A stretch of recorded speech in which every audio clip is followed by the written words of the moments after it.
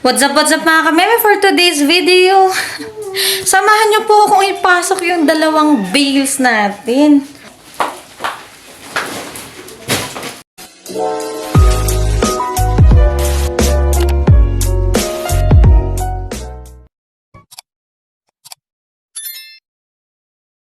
Scholar, paano ko kaya ito ipapasok? Tara na, pasok na natin. May mga aso pa ako, baka makawala. Oh. Nyok! Huwag kang maglalabas ha. Nyang, huwag lalabas. Naku, tara, samahan niyo ko magpasok ng bale.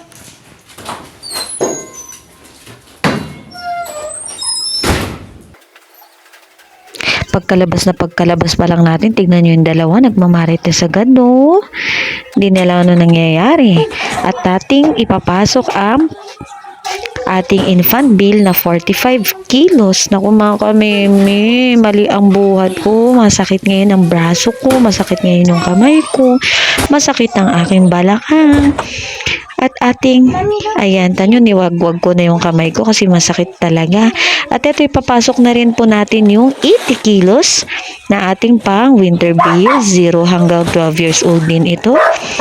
Meron ding naihalo hanggang 16 years old. Kaya swerte ko, lahat po ng suot ko ng outfit ko ngayon galing po dyan sa bill na yan.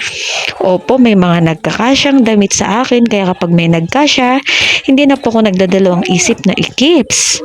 Syempre, para hindi na po ako bumili sa iba, di ba? At ito naman kameme, ang hirap talaga nito, napakabigat. Ganito po yung mga pinagdadaanan ko kapag wala po tayong kasama sa bahay, kapag nag-uukay. Ayan mga kameme, napakahirap talaga. Kailangan tiyagain, kailangan tiisin, kailangan nating ipasok yung bills kasi nga po baka biglang umulan. Alam nyo naman po dito sa Baguio, pagkadating po ng hapon, umuulan. Tsaka sobrang hamog sa labas, baka ayan, magka bills tin na naman o ratik-ratik. Kaya ating tsatsagain. Ayan, mga kameme ko. Saklolo.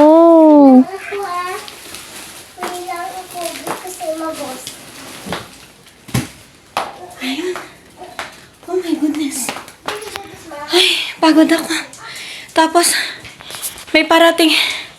Oh my God. Ayan na yung bill natin ngayon. Nyok! Bababa lang ako kasi may bibili. Ayusin natin. Kailangan dapat nakatayo ito kasi baka akyatan ni KB.